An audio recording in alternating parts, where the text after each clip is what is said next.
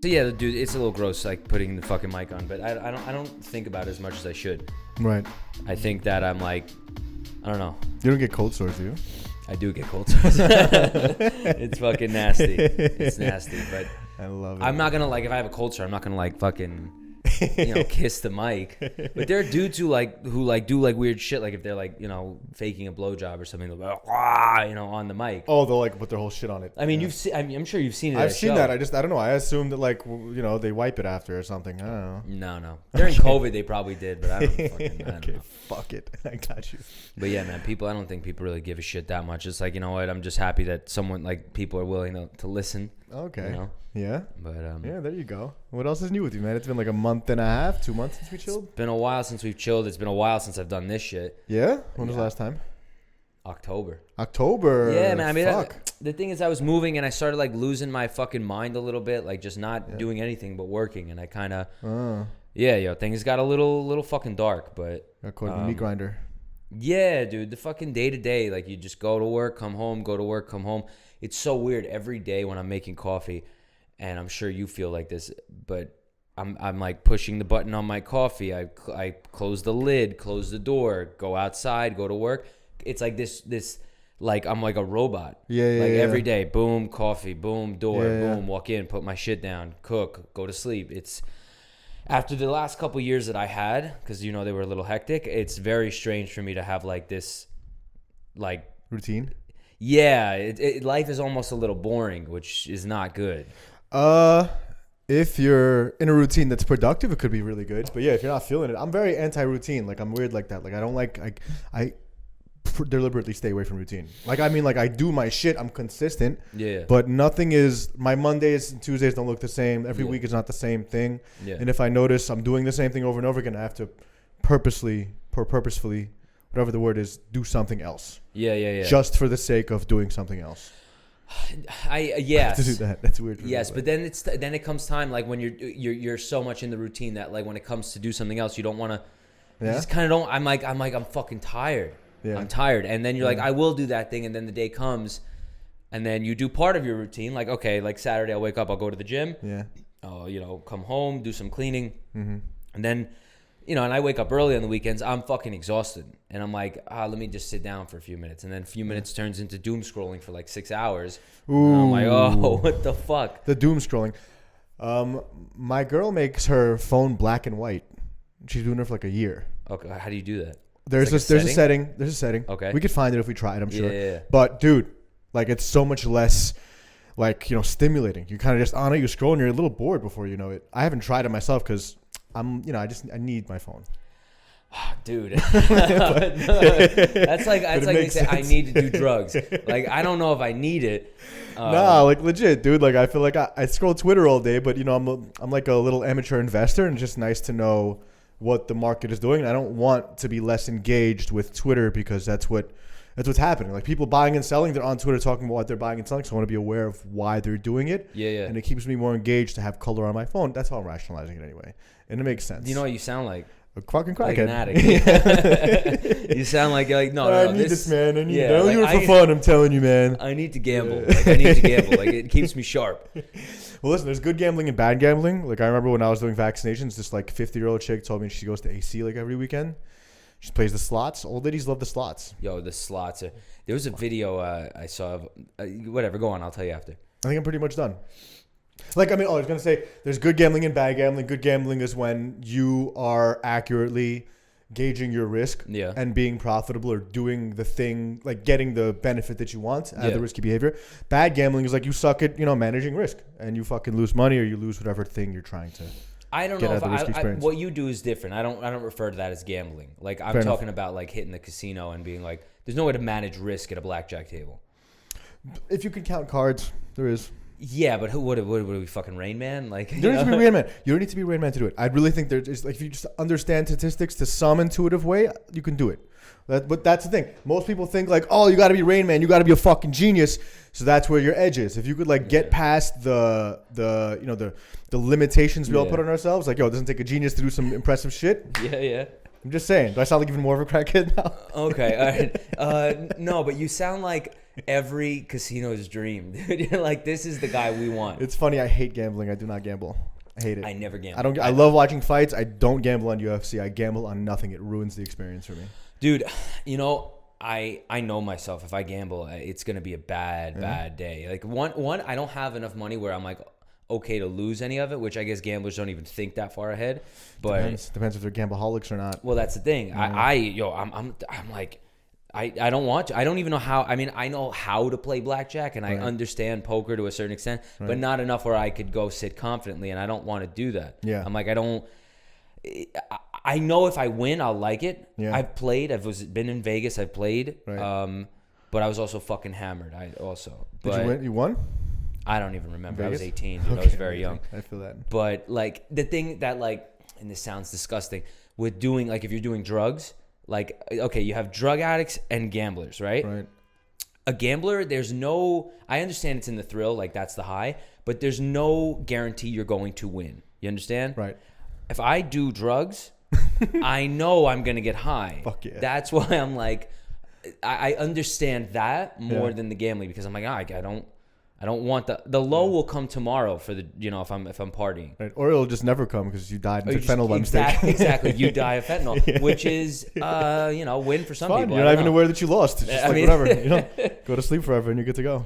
You know what I'm saying? No, yeah. But gambling, there was a video I saw of a woman sitting at a slot. I think Joe Rogan posted it. Sitting at the slots, and she was just pissing in the seat while she was on herself. Just like as if I was sitting here and I just started taking a leak and just didn't want to get up from the slots. Wild, and she was like a good-looking normal. A good-looking normal woman. She seemed totally normal. Yeah, she was like a young lady, not like some old broad with like a catheter. That sounds like meth. It's not good, dude. She totally was unfazed by it. I was like, ugh. Yeah, it's meth, dude. It must be. You think so? If you just reckless abandon and give a fuck about yourself, that sounds like a drug. Liam Neeson does it. There's like pictures of him, like where he just pisses himself. What? That's what I've heard. I look, I'm not his agent or his manager. What context did you see him pissing himself in? Like he gets fucked up and pisses himself. Like there are pictures with fans, and I don't know if he does it as like a gag, but he literally like there's pictures of him like with the fans. Oh my god! And he's just pissed all over himself. Oh my god! Which is kind of funny if it's for like a laughing purposes, but it's not funny if it's old age. Sounds like someone kidnapped that man's dignity. Yo, what the fuck is taken, good? Someone's dignity is taken from self-respect taken from him. That's what's up, dude. It's terrible. I mean, I don't know if I were to make it. Probably, I'd probably do some shit like that. Maybe it's a good thing you don't make it. It'd be bad for everybody. It'd be fucking bad for everybody, dude. Yeah, first you have to fucking go through the fire, huh? To see that you don't want to go back, dude. When you do make it. Yeah, man. Like, do you ever have that feeling when you're like, you want money, you want to be fucking, be able to do whatever you want, but you also wonder like, wow, I could seriously see myself going off the rails. Dude, for a long time, I've wanted to make a lot of money to see if I really love the career I'm in. Yeah. Because like for a long time, I'm thinking, psychiatry is everything. Like I love learning about the field and helping people with those problems and shit. Yeah. And other conflicting thought of having like, if I made mad money, would I still want to do it? Like that's how you really know if you love some shit. If you're balling out of control and you still want to do the job, that's when you know. I think I would still want to do the job. And no, I don't think it depends on how you get it, right? Like my pops, one of the crazy man, but one of the smartest things he's ever said is he is terrified of winning the lottery. That's why he doesn't play. It'd be his worst nightmare if he ever won the lottery. I mean, chances are he never will. But we were in that thread, and he was like, "Oh, God forbid I ever win the lottery. I never want to play with that shit. It's like, you never know what could happen. What you do with all that money when it comes into your lap. You didn't earn it. It's you could lose your shit. You could just end up with just totally losing your mind. Yeah. A lot of drugs will come to the equation if you're that kind of guy. Drugs, alcohol, definitely. Whatever your vice is, you're gonna fucking 10x it. Like you're gonna just triple down on that shit, and then God knows what happens next. You know what I mean? Because you're trying to get some reward. You're trying to get some dopamine, some satisfaction because like the money's already good. Like you're good. Like usually most of our struggle is about money or attracting whoever we want to attract. You knock one of those off. What you got left? Like you got your vices, you got your joys, and you got chasing whatever sex you're into. So it's kind of like it's a dangerous game. Whatever sex you're into. Also with like when you have that kind of money, dude. Yeah. Like especially you see what's going on with like Diddy. Yeah. Like, I vaguely know about it. I just saw like some headlines. Like when you make that kind of money, you learn the sex you're into before you make that money is very different than after. I mean, I wouldn't know, Yeah. But it seems to me that whenever people just hit that billion end up, or hundreds of millions, whatever, like really a lot of money. Yeah. Like Epstein, Diddy, R. Kelly. Musk looks good so far. A lot of rich, but the thing is that but he also named his kids like E equals MC weird squared shit. and shit. Yeah. He's fucked up too. But and it's not ruining their lives. It's weird. They're probably gonna give themselves some nicknames, but it's not like no, that's not the worst thing. If you're naming your kids fucked up names, that's fine. Like compared to human trafficking, it's definitely a lot better. What what do you know about that? What did he do? What did he do so bad? I don't know. Apparently, there was a couple women that came out. Cassie. She's a singer. She was singer. She dated. I did some work for her in L.A. as like a TaskRabbit. No way. I did a couple things for her. She's a very nice lady. You might have told me about that. Okay. Yeah. Sick. And so what? She came out, said he was like sexually abusing her and shit. And how so? Like raping? Putting her in like sexual positions that she did not want to be in. I don't know if it was like gangbangs or whatever. I don't know. I don't know exactly. I just know it was like abusive. Like for her to be able to make it, she had to do that kind of shit? No, she was dating him. She dated him for a while. Sick. She made it, then she started dating Diddy, and then apparently it was like a shit show. Wow. And at first I was like, I don't know, maybe she's full of shit. I don't know. Yeah. And then eventually another girl came out and someone else, and then he paid off he paid people off. Like he was he's like, fuck this lawsuit, I'll give you whatever you want. Like through official settlements or just official like on the back settlements? end? No, official settlements. With Cassie too. Yeah. Sick. Which honestly it was like, okay, he's got enough money where he's like, I don't need to deal with this, even though you're full of shit. That's how it could look, or it could look like you're guilty. Right. And then recently the FBI or one of these federal governments, Homeland Security, raided 2 of his houses. Yeah, I saw that. And he was he left, and then he was on a plane to like some the Caribbean island or some that shit. doesn't have an extradition treaty. Yeah. And he just sold off Revolt TV, like all his shares. Oh. Yeah. Was that his company originally? I think he was like a major part of it. Shit. What did they find in the houses? Anything crazy? Nothing. I saw a video on TMZ just now where it just showed it was like ransacked. I don't know if they found anything, but they did arrest a guy, this 25-year-old dude who is like Diddy's drug mule, apparently. Yeah. Some white 25-year-old dude. Oh, shit. And I don't know what's going to happen there. But I was reading this, and I'm like, this, looking at all of it, it's like, this doesn't look good. Did he go to Epstein's Island? Was he on that list? I don't know. Must have, right? If he's doing shit like that. I would think so. But apparently he may have his own fucking island. I don't know, dude. Like, it looks really fucking bad. There was a lot. And then the Meek Mill shit came out that, like, he was fucking Meek Mill. He was, what do you mean fucking Meek Like, Mill? fucking him. Like, banging Diddy and him. Meek Mill were fucking? Yeah, it was some shit. And then like, Meek Mill was on Twitter saying, like, I fucking love pussy. Like, I'll eat pussy if it's bleeding. And Andrew Schulz made a great joke where he's like, if you're like going in like that, like saying like, I'll lick the asshole and then the pussy, and I love the pussy so much, it's kind of gay. Yeah, it's overcompensating a little bit. It's like, what are you doing? Just say I'm not gay. Or don't say anything. Like, look at this bullshit. I'm going to go count my millions. How did they find out that Meek Mill and Diddy were smashing? There was this, apparently Diddy throws these after parties. Yeah. Where like weird shit goes on, which I think is where the human trafficking or sex trafficking comes into play. It just sounds so outlandish. I mean, Diddy and Meek Mill are fucking. Like, what are we talking about? Diddy has had allegations that he's like, people have made allegations since like the 90s that he's gay. Did he sexually abuse Meek Mill as well? I don't know. I mean, consensual. Maybe that's what Dreams and Nightmares is about. I can't. Which one is the dream? Which one's the nightmare? Well, I mean, that's the thing. I mean, that's it's subjective. I just don't see it. But fucking who knows, man? I don't know. I mean, I don't want to, like, I understand. I don't want anyone to fucking lose their life or their career. Like, and I'm a fan of Diddy's musical career. Yeah.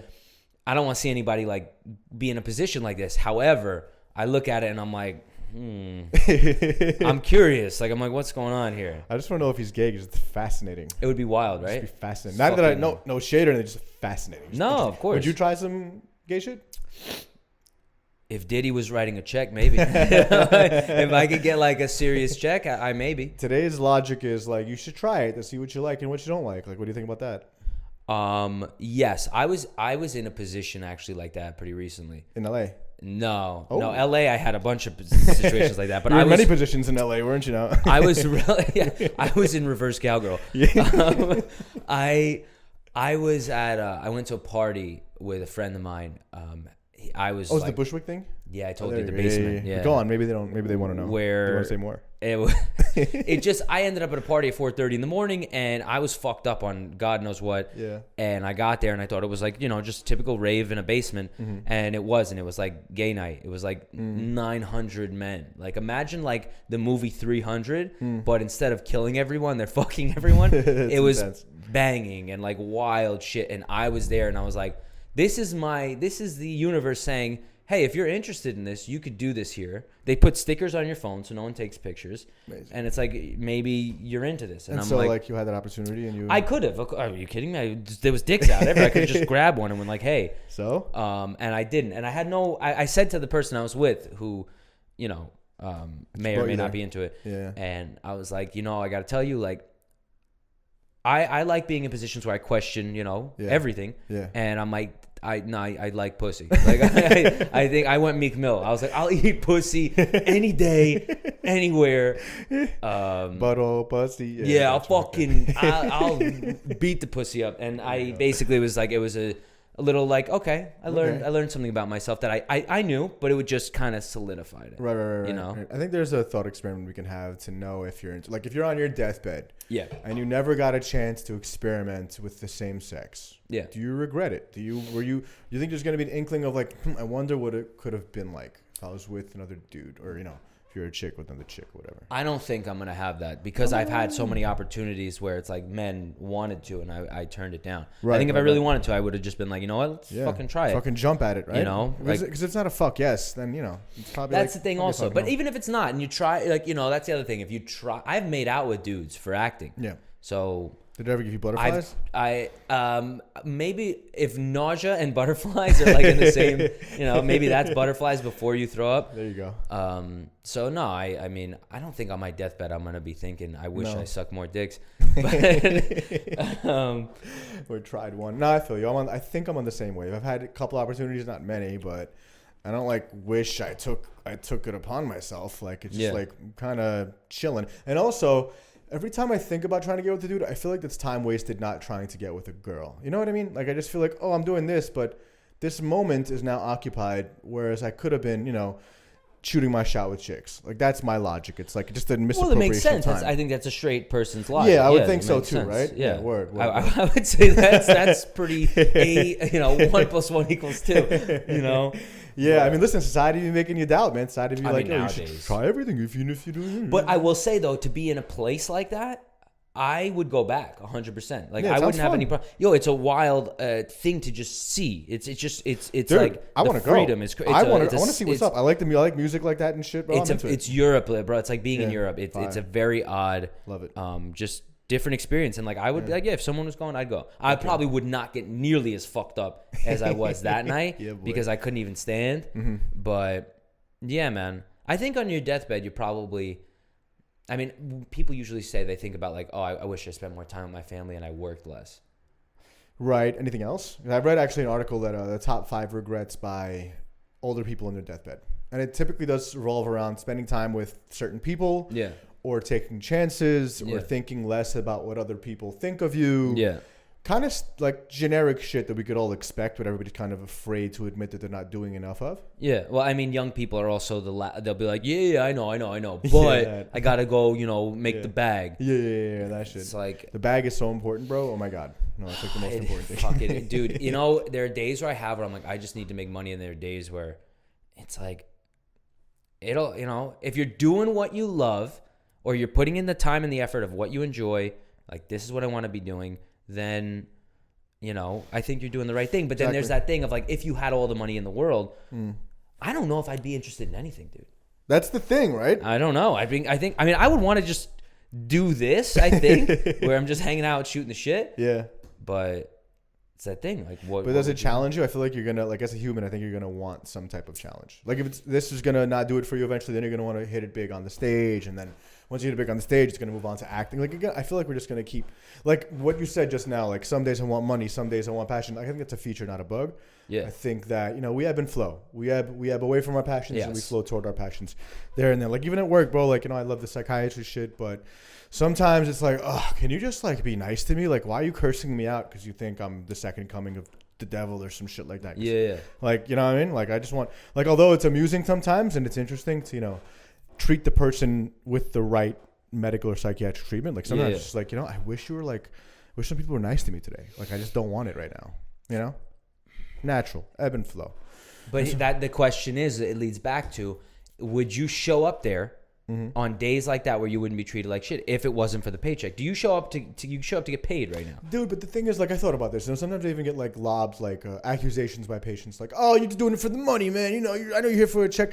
My logic is like, "Yo, I'm not a dumb dude. Like, if I wanted straight money, I'd go work on Wall Street or something. Yeah. Would have majored in finance.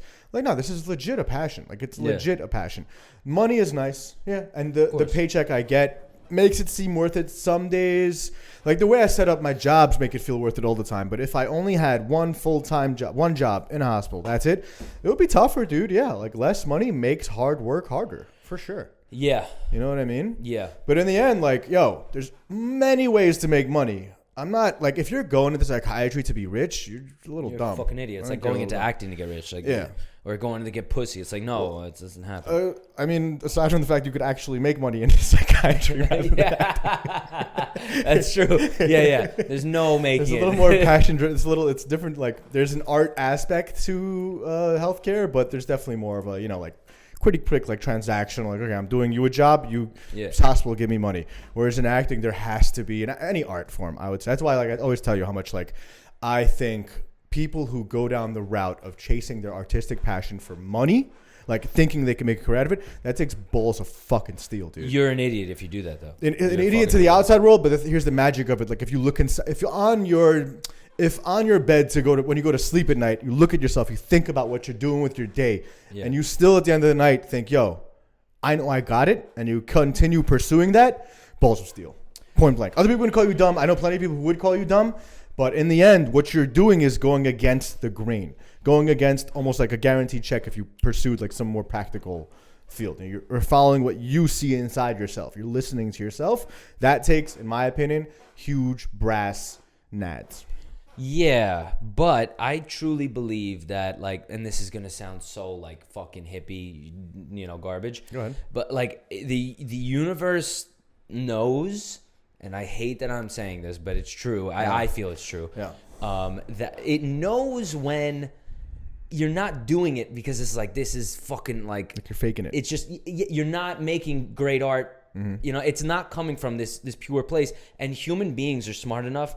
And their soul, like, you can like when you look at an actor, you watch a movie and there's that scene or where and you're just like, holy shit, where you just know it's honest. It's just coming from this fucking human place that everyone can relate to. Like, you don't know why, but you're like, yo, this scene is fucking amazing. You get chills from it. And you know when it's shitty acting, you're like, or he's phoning it in, you're like, or whatever, let's flip the channel. That's what I mean. Where I think that if you're doing it for the money, you're cutting off that in art purposes, like, you're cutting off that whole, you know, the thing that we're all searching for when we watch television. The magic of it. Or watch a stand-up comedian or watch an actor or whatever. Oh, dude, I think that extends to, like, every field. If you're not doing it because your heart's in it, I think that, like, aside from the universe, just other people, like you said, people are much more smarter than we all give each other credit for. Yeah. Well, let me not say smart. Let me say more intuitive. Because we're looking at each other, we get a lot of information that we're not privy to. Yeah. But your subconscious is also, like, downloading information that you're not privy to.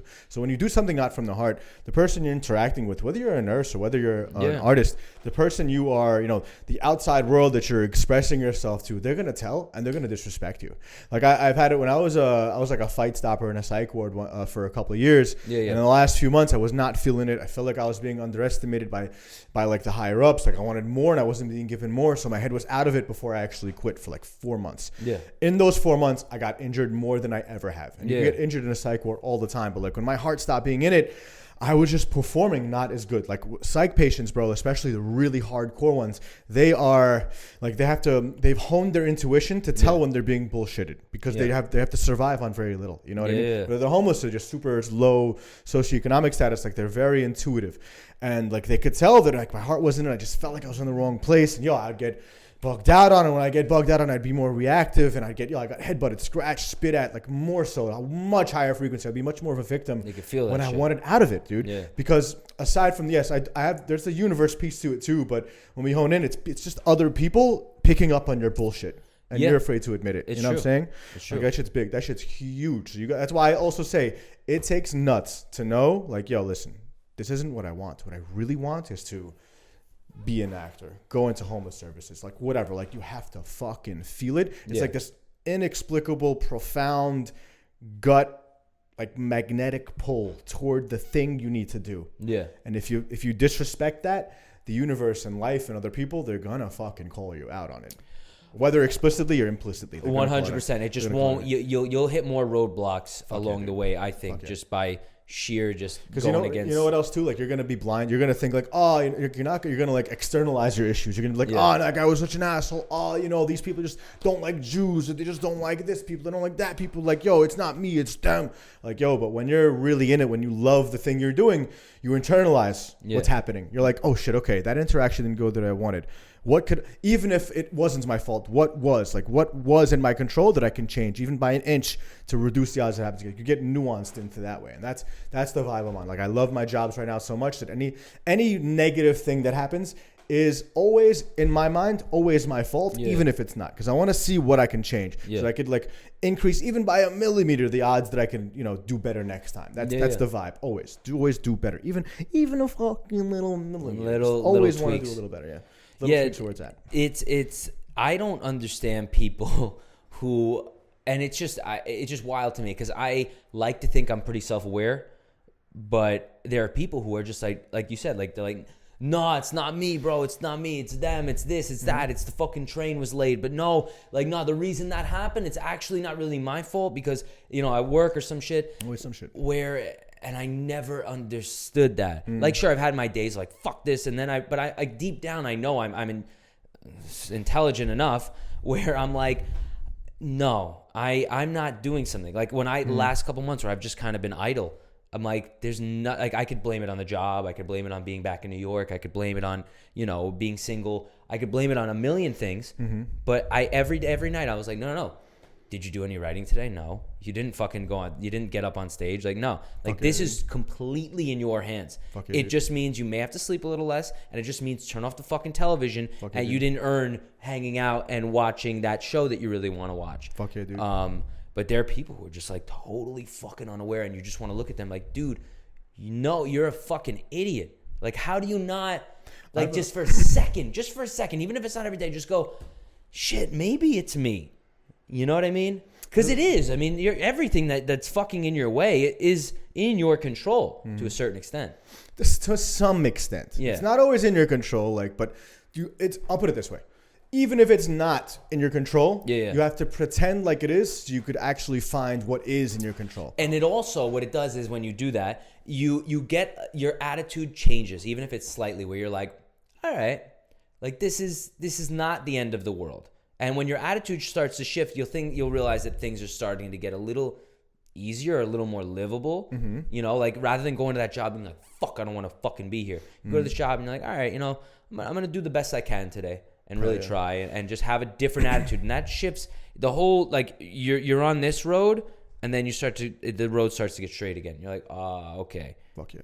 Things Things clear up. Things clarity, like, really ensues. Yeah, because it's like, it's the path of least resistance, right? To just be like, no, it's not me. That was something else. It wasn't me. I'm the fucking man. What do you mean? Just all these things I've done in my life couldn't be my problem. It couldn't be me. Yeah. I've been doing so good. It must be the patient, the customer, the audience. It's not. What do you mean? Me? No way. Like, our egos are so, like, we're trained to think, like, we're trained, like, they're so sensitive to really understand that, like, the ego is going to hold you back from your greatest desires and joys. To really acknowledge that takes, like, deliberate practice. You got to sit there and really acknowledge it. It doesn't come automatic to. No, it doesn't. It takes a lot. Like, I'm telling you, man, it's been months. I've been sitting around. I'm like, just being introspective. And my ego comes into play of like, I could do better than that. It's like, well, bitch, have you been doing anything to prove that? And I'm like, no, I haven't. And then that just, you allow fear to come in the door. And ego sort of, like, puts it under a blanket, and it's like, no, you're not scared. You're just better, and you don't need to prove it. It's like, no. you should be scared. Like it's okay to be. The ego is trying to. Not that I don't fucking know any of them. I'm not in the psychology field, but from what I understand, that's what's happening. It sounds like, so I think you're on the right track. From what I understand is that it's more like you're right. Yeah. I would think of it as like the ego is really like if fear is knocking your door, the ego is like, get the fuck out of here. Get out of here. You leave me alone. Getting very defensive. Yeah. Whereas when you're like more enlightened, the ego when your ego is more healthy, when you're a more rounded person, you actually allow the fear to come in and sit on the living room of your mind and let it sit on the couch. Yeah. You're just like, hello, fear. I see you. I see why you're here. Yeah. And I also see how to get you out of the door again. It's also good to let it stay. Exactly. Like you should be scared. Like it's good. It's because you're not gonna be. You're not gonna die. Shows you care. Yeah. You'll try. I'll be like, you know what? Let's let that fucking thing in, and you'll realize that when you do that thing that's scaring you, it's really not that bad. Yeah. And you're like, fuck, I'm so happy. Yeah. Like even like fear. So I have some recent experience with this, but I'll speak generally just tonight. Yeah. Like fear in terms of relationships too. You know, like when you meet someone you really like. Yeah. In the beginning, there is like I think other people feel this too. Like this ounce of fear where you're like, whoa. I feel like I'm like falling.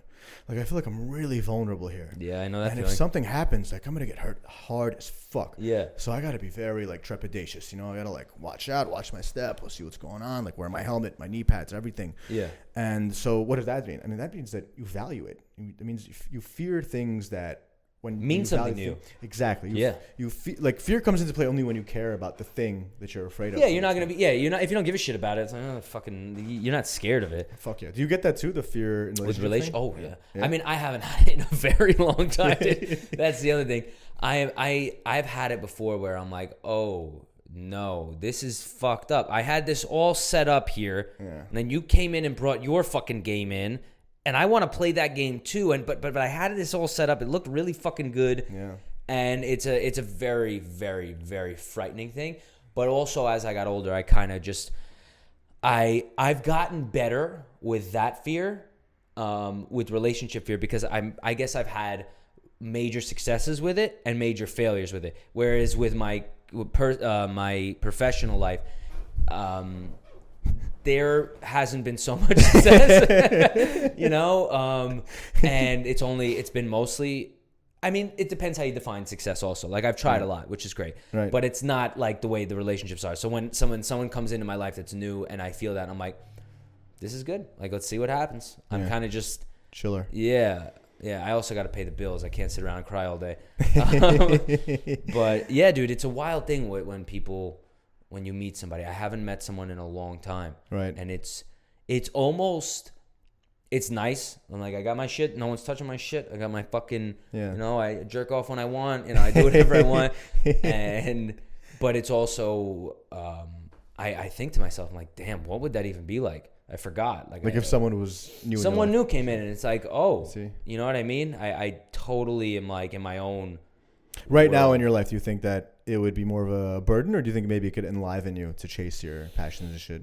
Probably. I mean, I had an acting teacher who told me, he's like, the best work will come when you're in love and when you're heartbroken. When you're like feeling intensity. Yeah, when you're like, fuck, this is amazing, and fuck, does he mean when you're in the honeymoon phase, or when you're like, you know, deep in your relationship and love? No. It's unfortunate. I mean, maybe deep in love, but like, I also think the honeymoon phase is super important. Yeah. You know, that's the time where new shit's happening. Like, eventually, 1 or 2 years down in the relationship, not saying it gets bad, but you know, you sort of like get complacent. Yeah, you're fitting right. Like, okay, we're doing my thing, we're doing yours, and you're inspiring each other, but you're not firing like on that same like that emotional valence, like that intensity. This is all new. Just that's what kind of bugs me out, dude, about like love and shit. You know, if we're all meant to fall in love and then hopefully have like a long-term relationship, I mean, what the fuck happens to it so much deep? What happens to the relationship so deep in that it's like a stereotype that, you know, that the couple starts fighting and it becomes this like married with children type of antagonistic relationship? Like, it kind of worries me. It's like, should we avoid it then? Should we just hop from honeymoon phase to honeymoon phase? It's like a mind fuck, you know? I don't know. I don't know. Well, it's like, should we maybe just never feel anything? Yeah. Well, I mean, I come from a very odd parent, like the relationship that my parents has is so fucking toxic. Oh, mine too, dude. So I don't like, I look at that and I'm like, this is a terrible example. Yeah. What I've seen is not what should be. Yeah. But I mean, it's like anything else. Like you start a new job, you're like, yes, this is what I want to work in this law office. This is what I want to do. I want to, the justice, whatever. I'm just using that as an example, as the law. Right. And eventually, years down the line, you're like, shit, things are kind of fucking corrupt. Like maybe I can't make a difference. Oh, so you're saying you get disillusioned with every relationship. Yes, and then that's when you fucking leave. No, and that's when you have to go. That's when people say relationship is work, where you have to go, like you have to fight for it. You have to like figure, okay, I'm here because I love you, and we had a fight, but that doesn't mean it's the end of the world. Like I went to work and I had a bad day, or I lost this case. It's not the end of the world. Like I came here for a larger purpose, and that's to be with you or be, you know what I mean? So it's work. It gives you like a solid grounding, I feel like. But there's this, like, I don't know, I just feel like there are mad artist examples where when they fall in love, like they kind of lose their edge. Like Charles Bukowski. Like I have literally a book on love poems by him, and there's not a single actual love poem. It's just him getting with mad floozies and like he fucked a lot. He fucked a lot, but he also like he tended to fall in love with like prostitutes. And he would talk about the self-love. I know people who've done that. Yeah, we both do, Harry. We both do, believe me. But the thing is, like, his it's not even his best work. His only work has come as a result of, being in this, like, fake love that he acknowledges as fake, but that he also acknowledges is of his own doing. Because whenever a decent girl shows him that she's down, he says, basically a lot of his lines are like around, like something to the effect of, but she could never understand I need my regulars. And his regulars being his prostitutes. His whores. Yeah, his whores. It's kind of tough to understand. If I was somebody's wife and I'm like, what do you mean you need your regulars, sweetie? Like, these are like new flames that like, they're decent chicks who, the strongest flames burn out. You know what I mean? Like, yeah. So I love Bukowski. He's got a great quote that's like, when you come home at night and you could, at any point in the night and no one's waiting for you. Is it freedom or is it loneliness? Is it freedom or loneliness? And right now, I'm like, it's fucking freedom, bro. Yeah, boy. But there are moments I'm like, shit, maybe this is kind of sad. All my friends, like their wives call them like, hey, I need you to come home. It's fucking 1:00 in the morning. And I'm sitting there going, what do you mean we gotta go home? I'm fucking having the best time ever. And then I wake up alone the next day. The fucking anxiety is through the roof. However, artists, I've noticed, I've had situations like this where it's also like they create the muse. Like some great musicians have made some of their best work because of like a muse. This person like Bob Dylan's one, I think it was his first record. The album covers him and his girlfriend on the front, and like she inspired that whole album. Are they still together? No. What was his name? No, Sorry. Bob Dylan. Oh, he's not. He's dead. No, he's still alive. Still alive. Okay. Yeah, old as They're fuck. not together anymore? No. What are you kidding? He's fucking. That's the thing though. Like you create this. I think maybe I don't know if it's just artists or people, but like you need sort of that temporary thing because it's almost like a drug, dude. There are some pretty like significant examples of people staying in long-term relationships and doing great. Exhibit A, Warren Buffett, one woman, like literally dozens of years. I have a question for you though. Go ahead. Has Warren Buffett ever written like a Rolling Stone? Or has Warren Buffett ever written a Beatles song? Because no one wants to fuck Warren Buffett. That's a better artist example, Ryan Reynolds. Boom. Him and Blake, killing it. And he looks, when you see him in interviews, my man looks happy. He looks very happy. He looks happy, bro. Okay. And he's killing it. I want you to name me one more person with someone as hot as Blake Lively, which is so shitty of me to say, but I don't give a fuck.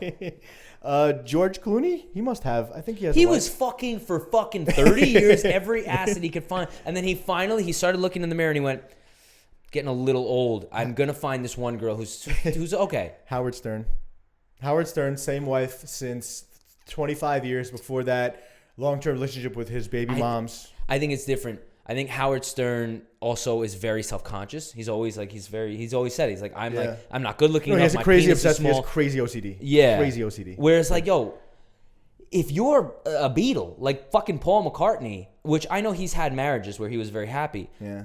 Like, I'm not saying it there's fucking girls knocking down the door. It's very hard. Yeah, but just because you could press the Coke water, like the rat in a lab maze thing, pressing the Coke water button, just because you could do that doesn't mean you're gonna like it. Like you do it enough, and then you need more. And what if more isn't enough? And then you can't get to it. Like there's literally no more you can press on, and it's just like, all right, I'm just like doing this now, just because I'm kind of bored and nothing else excites me.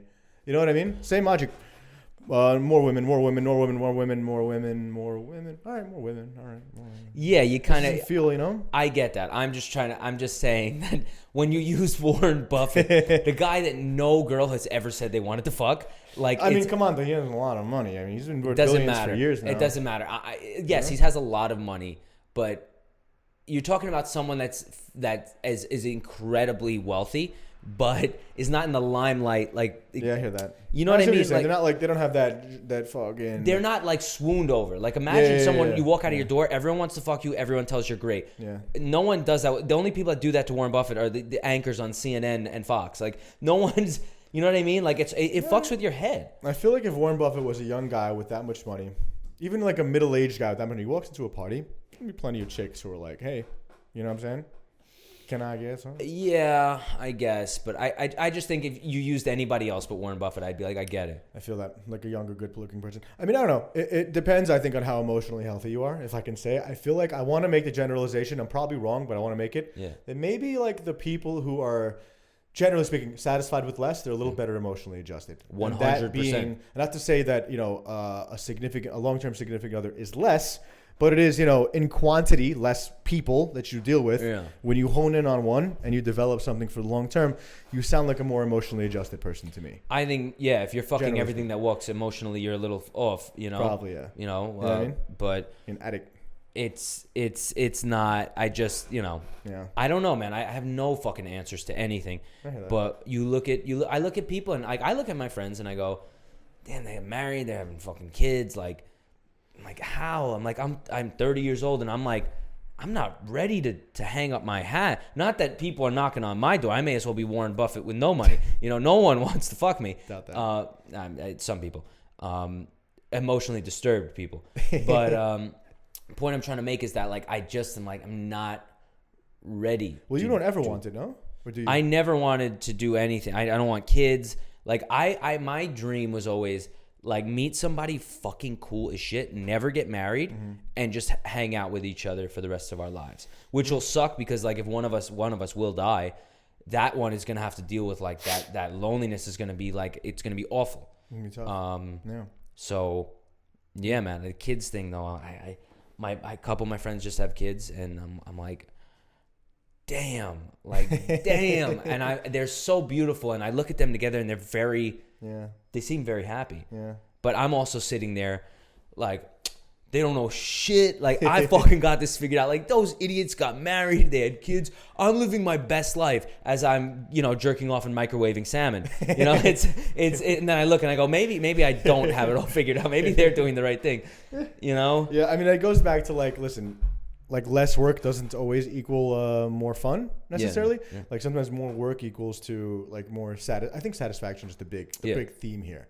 Like you want to be able to at your deathbed or somewhere around it, look back on what you've been doing and realize like, oh shit, that all felt really good. And it also, I could imagine like a holiday where you wake up early, you got the kids waiting for Christmas presents and shit. And yeah, you know, you just spent the previous, you know, year of nights or whatever, you know, cleaning up Junior's diaper when he shits himself in the middle of the night. Yeah. And then you got the older kids who just want gifts and you had to work your ass off to get these presents and you had to, you know, organize all the family to get together for dinner. You had to cook, like all these difficult things. But when the moment happens, I think it becomes all worth it. I haven't been in those situations because I don't have kids and shit, but I really think that that's where life's going to get juicier. You know what I'm saying?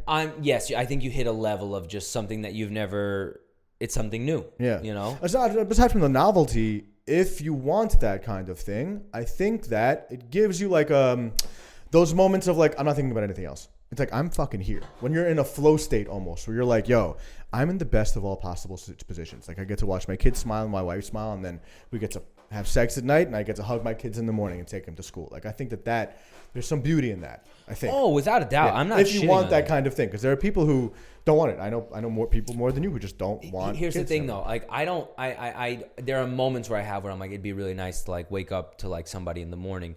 And just have that, like, have coffee with somebody. Let me ask you, don't feel a sense of duty to have kids? Because, like, if you think about it, you know, like, let's say we all stop having kids, like all of us. Yeah. Let's say we all just stop. Mm-hmm. The country that does that, or the world when it does that, like, China's in bad shape. We're all extinct in like 80 to 100 years. if we all just stop having kids? Like, isn't that a bugged out thought? Wouldn't be the worst thing. We could use a new species just to sort of like reset the whole thing. We kind of fucked up. We're going into a. How do you think about this? We're morphing into a new species, kind of, with our dependence on technology. I know that already. You know I can't even go down that Brian, rabbit hole. You know about that guy Brian Johnson? He was like, "Yo, we're gonna come to a point where we're so integrated with technology that we're gonna be." He dubbed it like a new species name. He called it like Homo evolutus or some shit. Where we don't spend our time fighting with each other. We're busy collaborating and busy reading each other's thoughts and knowing already what the fuck is going on. Like, I know Joe is thinking that he wants to get out of here. And I don't know if it's ever gonna get. I hope that like our constitution's gonna prevent technology from ever getting to that level. You know what I mean? It's gonna be like a breach of privacy. It's gonna be rapid fire, dude. And there's no way. There's no way you can control it. You're such a cynic, dude. It's the thing is that. There's like a saying, I don't know if it's like a Roman saying, of like, enjoy yourself, it's later than you think. Fuck yeah. That's where I'm at right now, where I'm like, I don't know. I think to me, I don't have any sense of duty to having kids. Yeah. Like, I'm going to have 2 fucking kids, and are they going to make the next atom bomb? Probably not. No. You know what I mean? It's not about that for me, man. It's not about like making this gigantic impact. I think you make an impact every time you interact with another person. I agree. Yes. Your smile at the coffee shop impacts someone else's day, and then they go home and they don't hit their wife. Butterfly. And then they, shit like that. Dude, fuck yeah. I agree with that. That's real, bro. I really believe that. And when I'm with people, I try to be the best person that I can be, and sometimes I'm not. I'm a fucking asshole. Yeah. But me having kids, the only thing, and this is the most egotistical fucking bullshit reason to have kids, is that I'm the last boy with my last name. Are you? My lineage dies with me. There's no other Marxists. There are 100% more Marxists on this planet, dude. Not my, though. Like, my Not bloodline. Related to you. No, I'm sure there's other fucking Marxists. I mean, I'm sure there's a Harrison Marx somewhere else. There's also many Marxists. Yes, which we don't need more of those. But I'm like, that to me is like, that bugs me out of them. I'm like, yo, my fucking... My ancestors and the cavemen that came before me were like, you're done. They were fucking like, they were doing everything to keep the line going, and it's like, it's me. That's it. I know my sister has a kid, but it's different last name. Yes, and the legacy sort of died. And there's no fucking legacy, but dies with me, and that's the only thing where I'm like. So that's the thing, like for me, dude, and I could be wrong here, because like I have love people who don't want kids. I have no problem with it, but where my mind goes is like, fuck, like does that mean that it's kind of like a mind virus to not want kids? Because then your bloodline is cut off, so then the virus succeeds. It's like you know what I'm saying? It's like an idea that kills people in a way. Does that make sense? Like you effectively kill your future kid if you don't want guns. The COVID vaccine. But you know what I mean? It's like it's like a little brainwashiness, maybe. Like maybe that's not really your authentic idea. Maybe it's something implanted into you from media, society, whatever the fuck. No, media doesn't influence me at all with that. You know? No. I've always saw this before I could even read the news. Are you on TikTok? Yeah, the podcast is. See, the TikTok thing bugs me out because like I'm not a conspiracy theorist. I think the world is round and all that. But like, yo, like if it's true that, you know, the Chinese government owns TikTok, which I'm not even sure about, but if it does, it would stand to reason that they're going to put ideas in Americans' heads that kind of work against ourselves. You know what I mean? Yeah, but the overpopulation, like not maybe other people, I can tell you for myself, not once I was like, oh, it's overpopulated. It's irresponsible to have kids. I'm like, no, I just don't fucking want them. I just don't want to be up at 3 a.m. cleaning shit. Not even for a couple of years? So I had this conversation with my brother-in-law, and he loves his kids. He really does. Yeah. However, everyone I speak to is like, you got to have kids, man. Life-changing. And I'm like, you know what I mean? It's like everyone's saying, like, the guy's saying you should do heroin. Like, should I? I don't know. But my brother-in-law said to me, he's like, he looks at me, and I'm like, maybe I have this feeling like if I don't have kids, I'll be missing out on an integral part of life. And like a piece. No, I said that to him. Okay. And I said, will I be missing something? Like just something so like that I can't find anywhere else. It's that feeling that I'll never know, which is such a big part of being human. Or alive, fuck a human, like when any animal. Mm-hmm. And he looks at me and he goes, "Your friends are lying to you." He's like, "Don't fucking do it. Don't have kids." He's like, "Don't do it." He goes, "Just don't fucking do it." He's like, "It's not." He goes, "It's beautiful." He goes, "I love kids. I love my kids." He goes, "I'm gonna give them everything. I'm gonna give it my all." Yeah. He's like, "Don't fucking do it." Why is he telling you that though? Because I think he's being honest. Like I think, like, yo, a part of you is, I don't want to say taken. It's a lot of work. Yo, it's like if you have I have specific dreams in mind. Yeah. Goals, I don't know what the goals are, but the dream is like, I want to just do something really important. Like you know, and when you make people laugh doing comedy or acting, you're doing something for people. You're creating something. You're giving someone a human experience. And to me, that's like fucking paramount. And if I had children, I just know, especially because of where I'm at. Like if I made it when I was 22, by this time I'd probably be like, yeah, I can have a kid. I've done it where it's like I don't have to keep like fucking ripping through to get there. Whereas right now I got to keep ripping. And if I had a kid, it would have to be when I'm like 50 or 60. Because by that time, if I've not hit it, and I'd probably still keep trying because I'm just fucking delusional. You could do it. I think Robert De Niro just had a kid, no? And Al Pacino. Yeah, he's 80. And the Maddle, they had a kid? Yes. Probably some expensive procedure. I'm sure they have about 17 nannies, including for Robert De Niro himself, because he's probably wearing the same diapers. Yeah. Yeah. That's where I'm like, I just can't do it. Like I know myself, I will resent the kid. Oh, if you don't reach your dreams before they're born. That's the thing. Because if it took me away from that, I'd be like, I never really found out like who the fuck what I could have done. What I could have done. And maybe I'll get there and I'm like, wow, this fucking sucks. You know, I feel like maybe I thought about that too, and I just feel like maybe it's a fallacy to think that kids totally prevent you from it. Like, yeah, you're gonna have less money because they cost money. It's fucking expensive. You're gonna have less time because they cost time. These American kids suck. But you're still gonna have some free time. Like you're still gonna have some free time. So I think I'm of the mind that if you're meant to make it and you keep pushing, something is gonna happen. Like you just can't. You won't be able to help it because if you put yourself out there enough, someone's gonna notice it. That matters. Yeah. And if you have the talent, some's definitely gonna notice it. You know I think I'd give up. That's the thing. I think I'd be like, I'm tired. I'd be like, yo, I'm exhausted. I don't have it in me. And maybe that makes me a weakling, but I think that's where I'd be. I'd be like, I'm beat, bro. No, that's an honest assessment. I hear that. You know, and I that's just who I am, and it's wild to me. No, that's fair, dude. That's fair. I don't think that for me, TikTok is planting certain idea. Like, yo, you watch shit on the internet. I know your opinion starts to shift on certain things. You're like, wait a minute. And you realize, oh, no. Yeah, like, you watch P. Diddy enough, you watch the shit that I've been watching, and you're like, maybe he did fucking have a human trafficking ring. But I don't fucking know. There was a trend on TikTok where people were like empathizing with Osama bin Laden fighting in the United States. I saw that. On TikTok. I love that. You're going to tell me that's not the result of maybe a little brainwashing on the people who run TikTok. Maybe just a little bit, just tailoring your feed to like fuck 100%. Your head up a little bit. I also think that if you start sympathizing with Osama bin Laden and you're living in the United States, it's like, what? You're not just brainwashed. You're just and I understand to get brainwashed, you could be very smart. You're just a fucking idiot. You're just a fucking moron. And look, there's some he was trained by the CIA. Like that's facts. Back in like the early 90s, right? The 80s, 90s. They're training to fight against Russia or some shit. Yes, which that looks bad. Yeah. But I'm not going to sympathize with that fucking dude ever. Just the same way I wouldn't sympathize with like Diddy. Like it's the same. Like he's an American. He's never killed anyone. But like, yo, you fucking human trafficking. I'm not gonna.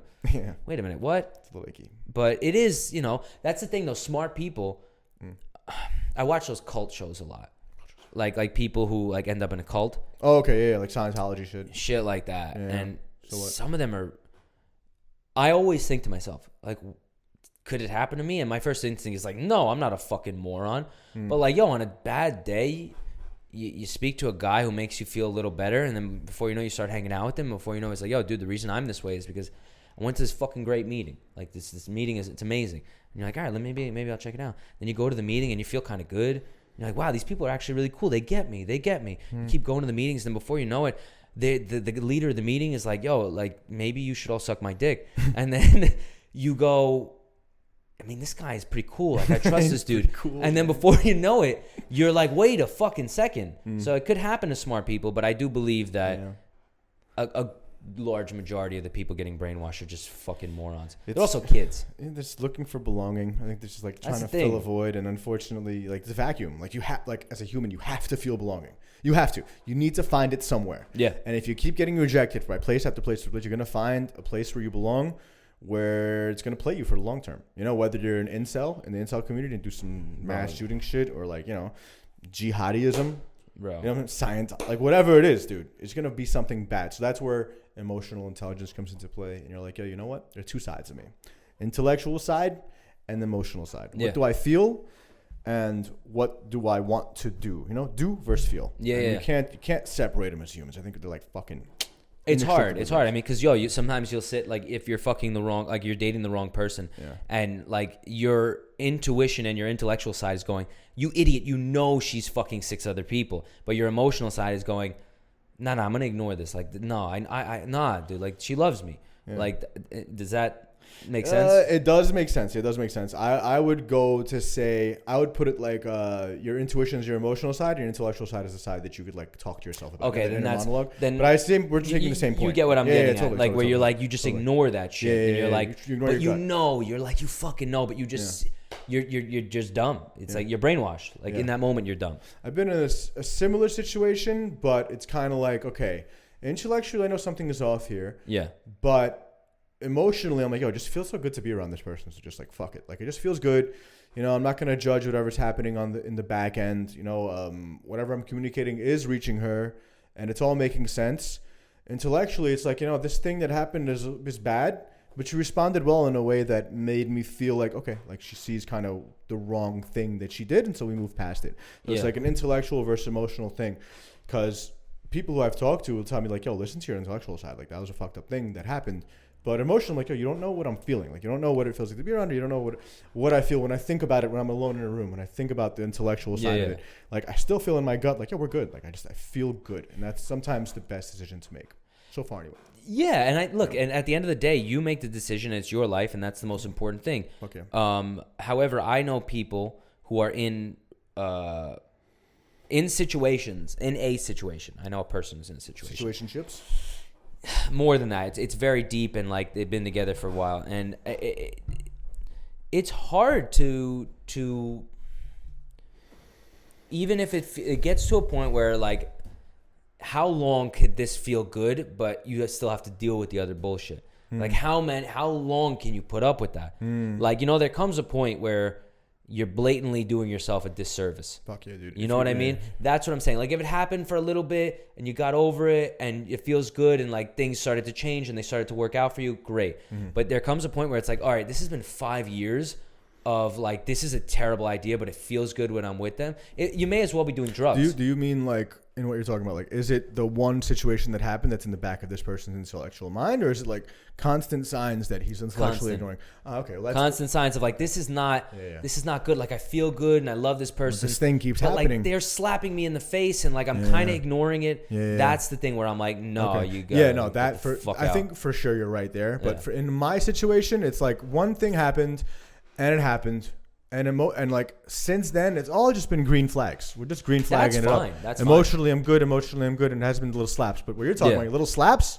If it starts off with one big slap and then they apologize to you, and you're like, okay, you know, it's fine. Like, you'll see. But then like constant little slaps, dude, it's a run for the hills. 100%, dude. You gotta dodge. That's the thing. But a lot of people don't. They're just like, nah, like.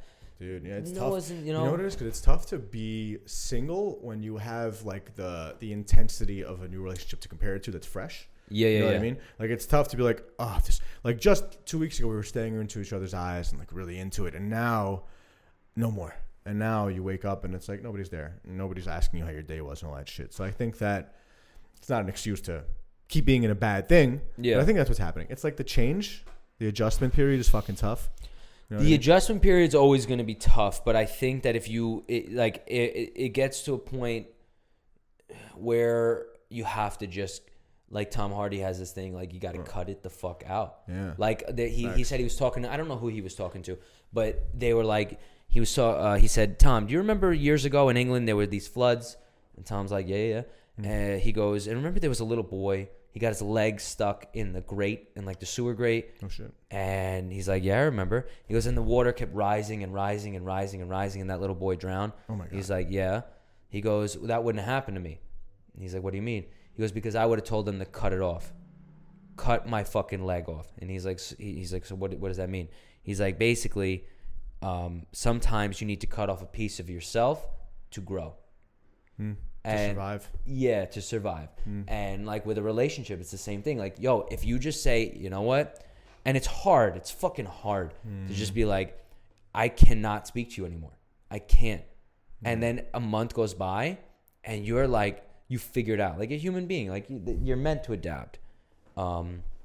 eventually it becomes easy if you're stern and disciplined with it. The same way you would be like going to the gym every day. I don't want to fucking go, but I go every day. Yeah. And if you ended up cutting that person off or that thing that's making you feel like, oh, I can't live without it, if you fucking cut it out, within a month, you'll be like, you know what? Okay. Or it's like taking a drug at that point. Only the drug is like comfort and complacency. Exactly. Well, drugs give you comfort. Yeah. And they make you complacent. They're familiar. And they make you way more fun. Fuck yeah. Not me, though. No, not you. Yeah. I mean, you're definitely onto something. But it just goes to show most of the worst shit that we do to ourselves, it's some form of drug. Whether it's a bad relationship or actual substances or a shitty habit or, you know, like a character flaw we're not addressing. Yeah. It feels like home to us. Yeah. Because it's worked a little bit in the past. Yeah. And you see it's worked once in the past, so you start extrapolating it mistakenly. Yeah. It's other things you could get out of life. Like it's a big part of mental illness too, where like a lot of people who've been through some shit when they were kids, you know, like they take on these ways of adapting that are like mad manipulative of people. Yeah. That are very like fucked up and mean spirited, but they keep doing them because they notice like, oh, that's how I can, you know, get out of trouble with my abusive parent or get what I want or my abuser. It's how I get what I want, and it's also how I avoid pain. Yeah, you know, like you have to manipulate the person who's hurting you to get away from the pain. So then, like the really seriously mentally ill people among us, like they're gonna take that lesson from when they were kids and think that it's gonna work when they're adults, and once if it works even once or twice when they're adults, like oh, this is always gonna work, even though it fucks them up every time, and that's why it keeps them in like a shitty situation. Of course, and it's tough to undo. It's almost like.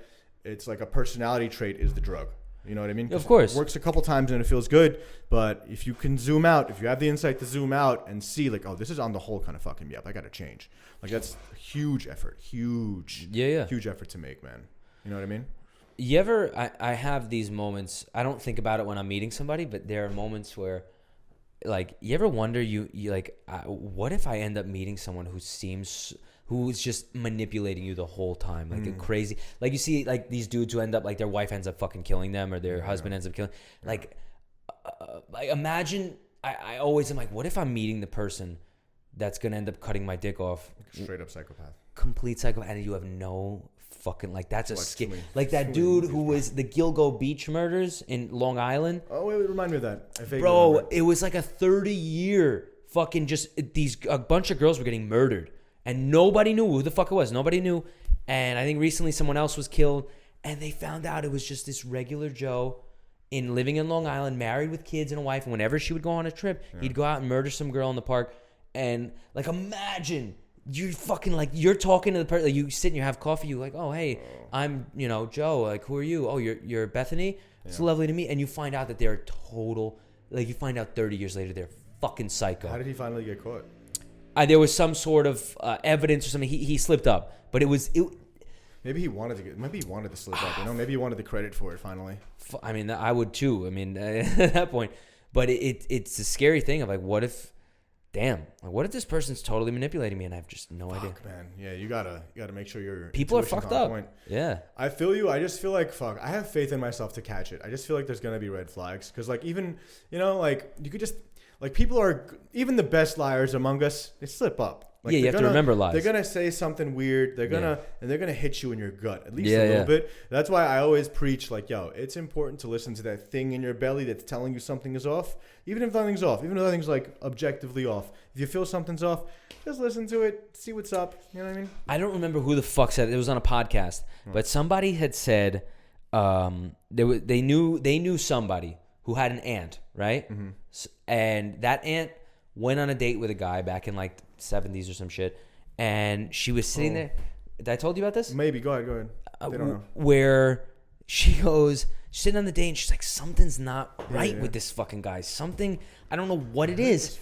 And she ended up like saying, excuse me for a minute. Yeah. She went to the phone booth. She called her brother and she goes, yo, you got to pick me up. Yeah. Like, there's something up with this fucking dude. Have you told me this story? I may have. Exact same story. Okay. I may have. I know where you're going. Keep going. The fucking brother picks her up. Mm-hmm. And he ended up, like, showing up by the house a couple times, this guy. Like, he was a little off. And it turns out it was fucking Ted Bundy. Yeah. Like, she listened. Like, if she didn't listen to that little thing, go, nah, you're just being a bitch. Was way too generous. Yeah, it was way too generous with strangers. That's the thing, man. Like, you gotta listen to it. You gotta listen to it. Like, people are weird, man. People are weird, and I just don't think that anybody is that good. I don't think the psychopaths among us are even that good of liars. Like, if you spend enough time with someone, hours and hours and hours, you got to be able to find something. Like maybe you're too, I don't want to say naive, but like too generous with what you think of people. Yeah. And you'll miss it. But if you have the New York mentality of like everybody's trying to scam me, everybody's got some hidden agenda, I just feel like you're gonna find something, bro. I agree with that. I also don't think it's the healthiest to be like everyone's trying to scam me, because that's not going to be. It's the thing that I wonder is like, okay, with a childhood friend, like imagine somebody said to you, "Yo, that dude is running a human trafficking ring." Like if someone told me about your childhood. Yeah, like someone said to you, like, "Yo, Harrison's running a human trafficking ring," and you were like, "Absolutely not." Like I know the guy for 20 fucking years. Yeah. Like, there's no fucking way I know him. Yeah. And then you find out years later I have a human trafficking. I'm just saying that I'm not running a human trafficking ring. Not yet. But it's just, you never fucking know. You just never know. I'm gonna be honest, I have a couple of friends who, like, if they're running a human trafficking ring. You wouldn't be shocked? I'd be like, can see it. You kind of see it. You could see it. You can kind of see it. Because some people, they just don't feel, they don't have this reactionary emotion to certain things that I would expect you to have. Yeah. If you like watch some heartbreaking thing on the television, or you hear about a heartbreaking situation, and from my line of work, when I tell you and you don't react a certain way, I get like a psychopath vibe from you. Not you personally. I mean, like generally speaking, if I tell someone some crazy shit and they look at me like deadpan, it's like, no, dude, something could be off with you. I would never say it out loud, but it registers in my head like ching, like. So it could go one of two ways. One, you could be totally off, and you're like, yeah, this guy's fucking weird. Like that person's off. Yeah. Or it could just be like that person has a bill due to the IRS. He has no money to feed his children, and he's panicked, and he doesn't want to tell his friends because he's going to seem like a failure. There's also that, like, he just is like, great, those people in that bridge in Baltimore, I don't give a fuck. That's great. Oh, I'm so like, oh, that sucks. I need to pay my fucking electric bill. Reacting like that is different, because at least you're acknowledging that I know I should be acting like this, but I'm in a crazy situation. I don't have time right now. I'm not saying, but what if they don't react that way? I'm saying if they just react like, damn, bro, that's crazy. Do you want to get fries? Like, if they react like that, it could be that, like, they're thinking inside their head, oh, shit, dude, like, I gotta fucking pay that bill, man. I don't know how I'm gonna do it. You know what I mean? So this is how I know you're probably not a psychopath, because even that reaction would also tell me, like, okay, I could still tell you're stressed about something else. But if you react like this, if you like make a joke about it a little too quick, I do that. Yeah, but like, it's different, bro. Like, there's just like, I can't put it into words, dude. I just can't. There's this sense of lacking of humanity. Yeah, bro. Yeah. Like, it's the way people generally carry themselves. They give themselves up. I get that. As a rule, they just always fucking do. Yeah. And it's tough to even say that with any sense of, like, truth, because you don't really know if your shitty ideas like people get proven out. It's not falsifiable, but it's better to trust than to not. I'll tell you that much. I get it. I get that. I will say, and this is gonna sound like a really psycho fucking thing to say, or a real sociopathic fucking psycho shit. And maybe I'm really fucked up. It's chaotic. And I just have a handle on myself.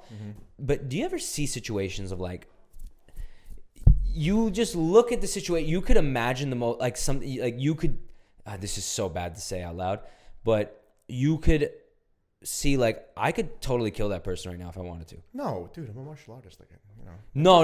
I mean, like brutally murder someone. Not like if he comes at me, I'll fucking voodoo his, like, karate chop his shit. No, dude. You don't ever, like, see scenarios in your head, but you're like, I'm not going to do that because I am well-rounded and I know not to do that. But there's that weird thing in your head of, like, wow, I could, like, totally strangle you right now. No, like, listen, as a human, you as a guy, you have weird thoughts. Yeah, but I know that they're weird thoughts. Like, there's also the same thing of, like, you're driving and you're like, yo, why don't I just, you know what I mean? Like, it just crosses your mind. It's like, I don't want to ruin my life. I don't want to ruin other people's lives, and the third order effects are terrible. I don't want to do that, but it's just like, I could drive off this bridge right now. The only thing stopping me from doing that is me right now not doing it.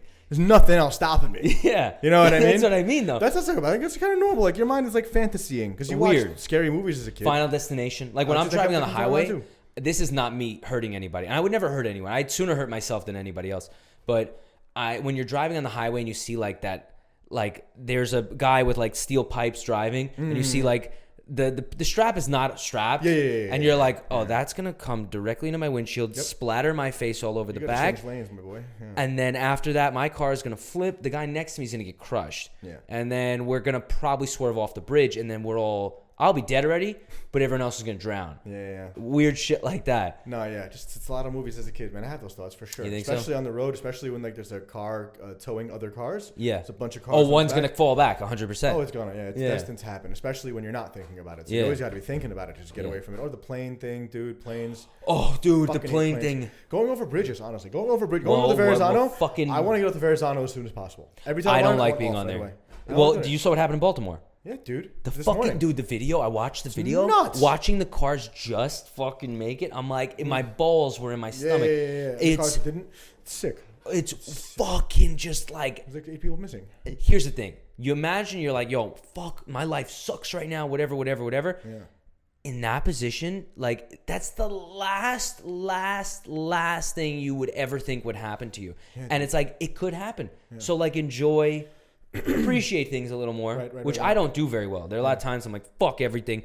And, you know, I could have been on that bridge very much. Like, you know, it goes to show you, like, you never, like, the most odd of things can happen. No, that's why, so, like, this is, like, a twisted logic, but I do it anyway. Yeah. I assume that every person on that bridge probably wasn't thinking, like, yo, what if this bridge collapses? Like, no, they're driving home, they're pissed that they're working at 1:30 in the morning. So that's why I make it a point. Every time I'm on a bridge, I'm thinking this shit's gonna collapse. I need to get the fuck off it. Like all the time, every bridge, every plane, I'm thinking worst case scenario, just so I could like organize myself in some way to reduce the odds I die. It's probably pointless, but I do it without fail. I don't say it out loud. I don't want to scare the people I'm with, but no, of course, every time. I'll tell you right now. I don't have it every time I'm on the bridge, but there are moments where I'm like, I'd like to get the fuck off this thing. Yeah. With the plane, it bothers me more because I'm like, I have no control of an exit strategy, and an exit strategy at 30,000 feet is bullshit. Everyone's dying. I'm like, I know that already. Yeah, your organs liquefy when you hit the floor and shit. Yeah, I'm like, this is going to be pointless. But I do always pick the aisle seat because I'm like, if for chance I make it, I want to be the first one out of this fucking row. Ugh, dude, planes. Planes are such a fucked up subject. I just read a little bit about it. Remember MH370? Oh, the Malaysian flight? Are you kidding me? Of course. Went missing. They still don't know where it is. Did you watch the documentary on Netflix? No, I should though. But I maybe I read like an article about it. But one article I read recently was like, yo, they found out that the flight captain, or maybe the co-captain, like there was evidence that he made plans to do this for a while. Like a lot of weird things were happening surrounding the preparation of the flight, where it's like, oh, this motherfucker planned it. He planned to just kill everybody and himself. Well, that's the other thing about you never know what someone will do. Like, yo, that's when knowing that there's another human being who he may be going through a divorce. He may be having, he may be drunk. He may want to kill himself desperately, and today may be the fucking day. More than a mechanical issue. Well, I mean, unless I'm on a Boeing airplane because those things are fucked now. Those Max 9s. Apparently, yeah. But that always, I listen to the voice, and I'm like. And he's like, all right, we're going to be traveling at 30,000 feet. And we're going to get you there nice and smooth and safe. And, it's going to be nice and sunny in California. And we'll see you soon. Yeah. Like, that to me is like, okay, he's got a grip. He seems to have a grip. But then again, he may fucking not. It's the guys who are like, okay, this is your... Like, I just try to listen to the tone of the voice. And I'm like, this guy doesn't sound okay. This guy sounds like his wife is fucking the gym trainer. I mean, you should also have those thoughts when, like, you're meeting a new doctor or a nurse or someone's in charge of your well-being. Like, shit's crazy, bro. People have emotional... We're all humans. We go through emotional shit. We have issues. Yes, but they're going to kill me slowly, and I won't know it. You know what I mean? This guy's going to just fucking decide to go, you know what? We're making a pit stop in the Rocky Mountains. I'm going to fucking kill us all. And that, to me, is not okay because you're in a fucking steel box of doom. It fucking boggles. I'm gonna be taking a plane in 2 weeks. Oh yeah, you are. You're in LA. Oh yeah. I hate flying. And when I don't fly for a long time, I get scared again. When I'm doing it on a regular basis, I kind of just get numbed out to it. Yeah. But the other thing is the best remedy, and I don't like to do this as much anymore because I'm older, is get wasted. Yeah. Like if I have a couple shots before the flight and then a couple when I'm on, I'm laying there like fucking take this thing out. I don't give a shit. I get a little more nervous. Actually, no, I'm like, I'm drunk fine. On the plane. I get a little more like worked up. It's weird. I love drinking before a flight though, because you meet people at the bar that are always like interesting, down to talk, down to chat. Strange, you know what I mean? Not strange, but just different people. Yeah, I met a few flights ago. I met this chick, older lady, who like hugged me at the end because I just listened to her story. She told me about how like her. You probably saved her life. I don't know. She's like she wasn't like she was already pretty well adjusted. Okay. She just said that her best friend was murdered by the husband, and she was going to New York to like visit the family on the anniversary of the birthday or the death or some shit like that. And it's just like crazy because like I never drink before a flight. I just wanted to on a whim, and like Yeah, dude, I just heard the story and it's like, fuck, bro, you just don't know what people are going through. It's pretty. Well, and that's the thing though, that like sometimes people need to unload, and it's a stranger's the best person to unload on. Like I tell people, like when I meet girls a lot, I'm like, you could tell me whatever. I'm like, I don't know you. Like this is the greatest thing. We could just go our separate ways after this. And what's the craziest shit you've ever been told? There was a situation, I'm trying to think, where someone dealt with like families like touching them. Oh. And I was told that, and I'm like, damn, that's wild. Like, worst. That's wild. It's one of the worst things that it's happen to you. The worst thing. It's like the people that you're supposed to trust, you just can't. It fucks up every relationship after that. Yeah, totally. But like shit like that, where I'm like, I literally say, or like you're in a bad relationship, or like you just broken up. Like a lot of times where I find out like someone's like, yeah, I just got out of a relationship. If I know, I'm like, oh, we're probably not going to be together, or we're just strangers and this is not a date, I'll be like, tell me about it. And I want to hear everything, because it's like, yo, most of the time people are dying to just say it. Yeah. Dying. And I'm literally, what am I going to say? Yeah. Like, you're an idiot? No, I'll be like, oh, shit. Okay, keep going. All right, what do you think? You know, and it's really great. And then I could do the same if I want to, because you're not going to judge me. Do you? It depends if I have something on my mind like that. I mean, my uncle didn't touch me, so I don't have that to tell. So just the family touching the person, that's what do they do? Like, can you get more specific or no? I don't know. Nah, it's too crazy. Okay. The thing is, I stayed friends with certain people, so it's like then that becomes a different thing. Yeah. Okay.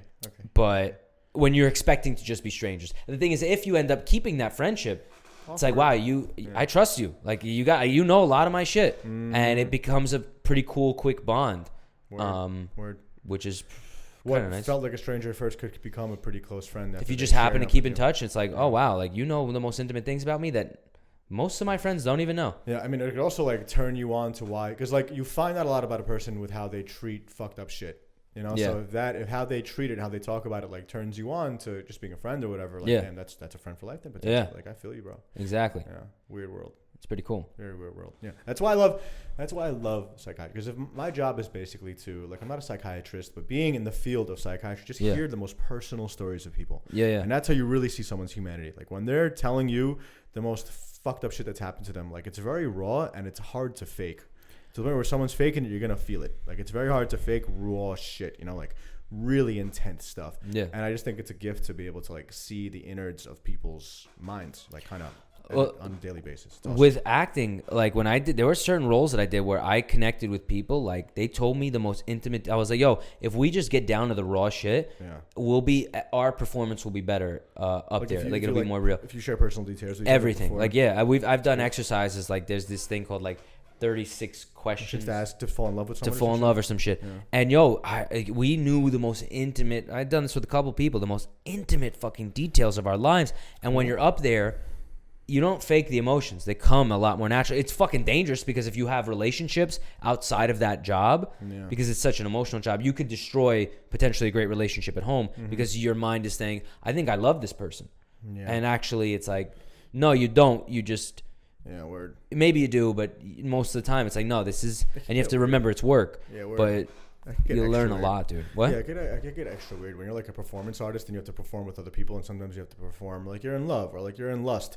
Like if you're like, for example, like if you're married to like a professional dancer and she's a professional, I don't know, like some intimate Spanish type of dance. And like you have to watch her go compete with her partner, and they do some pretty sexual shit. You know? I've had to make out with people on stage when I had a significant other, and I'm sure that was not easy for them to watch. Right? Dudes too? No, women and men. Yeah, men that they didn't care about. Which one was like funner for you?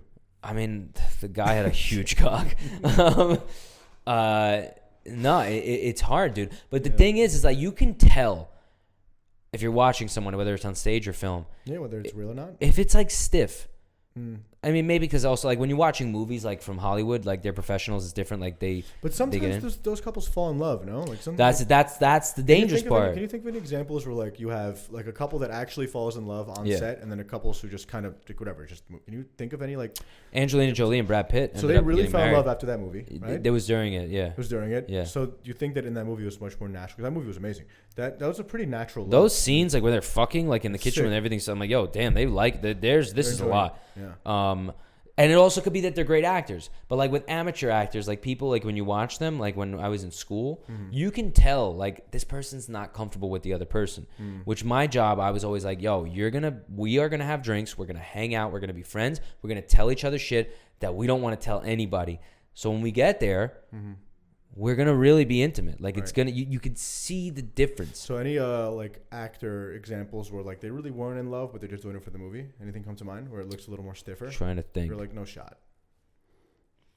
It's hard with film because you can always cut. You can always cut to a scene where he's touching her leg and then cut to her face. It's much more surgical. Yeah. Whereas like in a play, you'd have more of an idea. Word. I'm a fucking play guy recently, by the way, dude. Oh, dude. Well, we saw The Iceman Cometh. The Iceman Cometh? No. We didn't see The Iceman Cometh. We saw Waiting for Godot. We saw Waiting for Godot. Gatto. Amazing. I also saw Doubt with Live Schreiber. And yes, it's supposed to be very good. Amazing. He's amazing. He's an amazing actor. He is fucking amazing. The whole play was amazing. Yeah. Like fucking amazing. Who'd you go with? I went with my girl. Oh, how'd she like it? She loved it as well.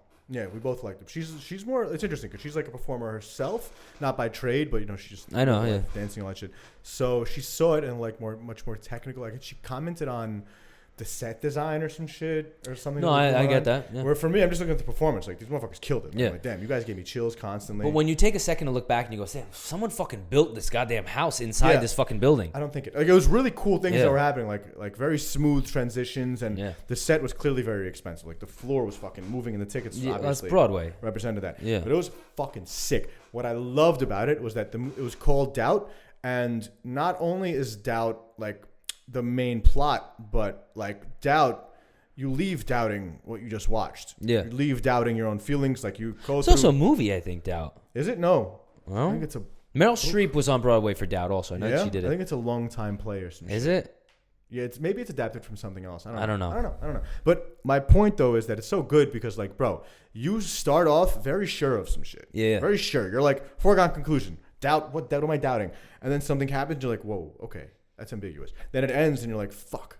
Yeah. Now I don't know. Like, Doubt is like suffused through the fucking play. It was amazing. Well, any great work will make you think about it after you leave. Like, that's the most important thing. Whether you hate it or love it is not important. You can hate it, but you're thinking about it. You can love it, but you're thinking about it. You can not be sure, but if you're thinking about it, that's all that fucking matters. Everything else is like... I went to watch Interstellar when it came out in the theaters. Oh, I only watched it recently for the first time. Yeah? How'd you feel at the end of it? Holy shit, dude. Was it like First of all, I was like, this man, Christopher Nolan, is a fucking nut. Yeah, he's crazy. The fact that you could think this shit up, it's like, what are you talking about? Like, I don't understand anything that's going on here.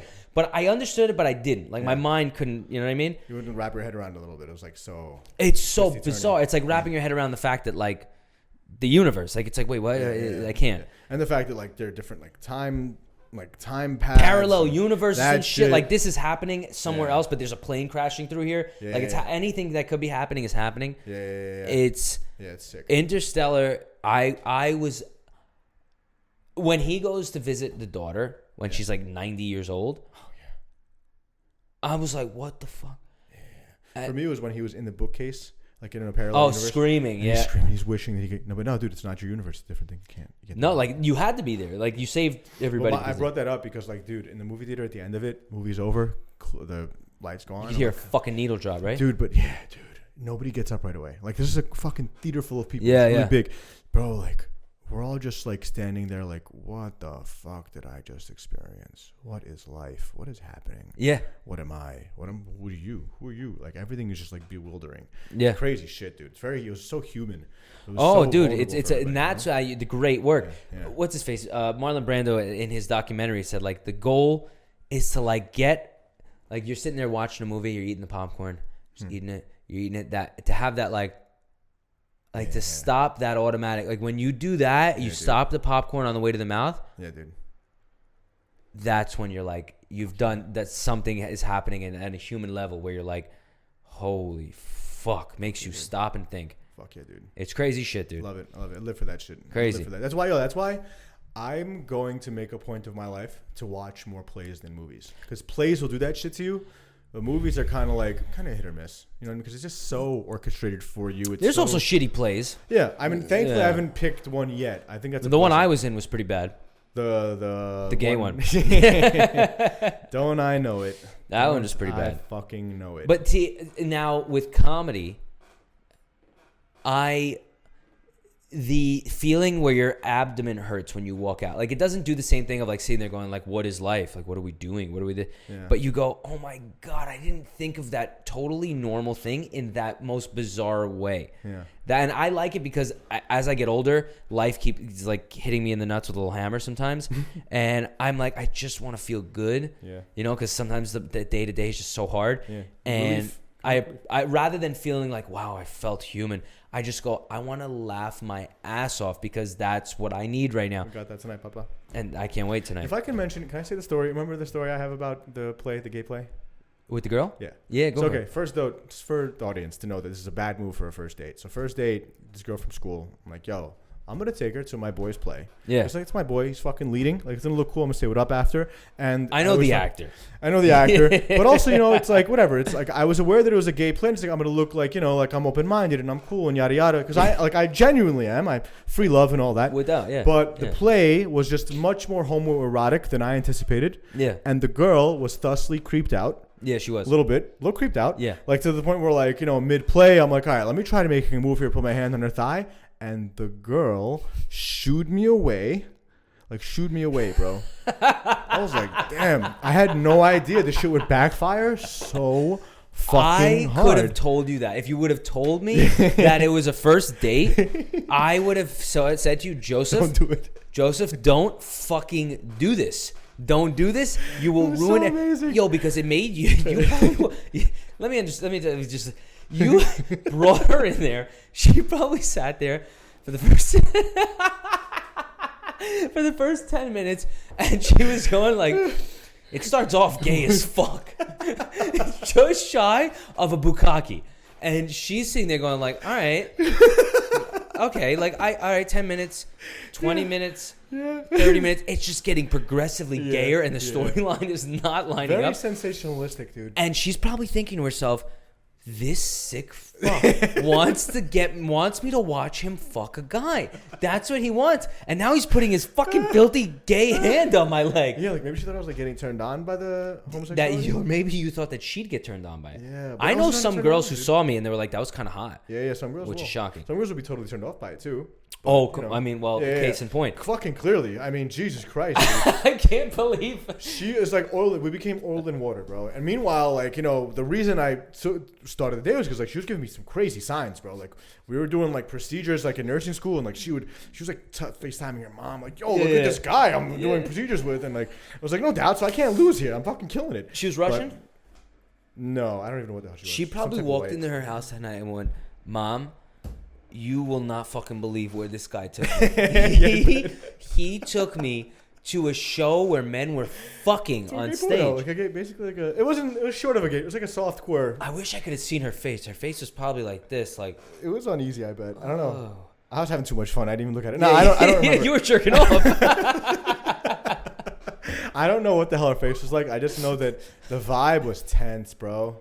I could feel it from the stage. I remember every day I had to do it. I was like, this is the worst. It fucked me up mentally for a while where I'm like, yo, I almost didn't want to act anymore. I'm like, this sucks. Yeah, look at that. Yeah, man. It was so... Like, it fucked you up, like, generally. Like, it made you... Generally, because it was, like, the first big show out of school, and I'm like, this is going to be great. And it was such a terrible experience because I'm like... As I kept doing it, and the more I was already sucked in, I couldn't quit at that point.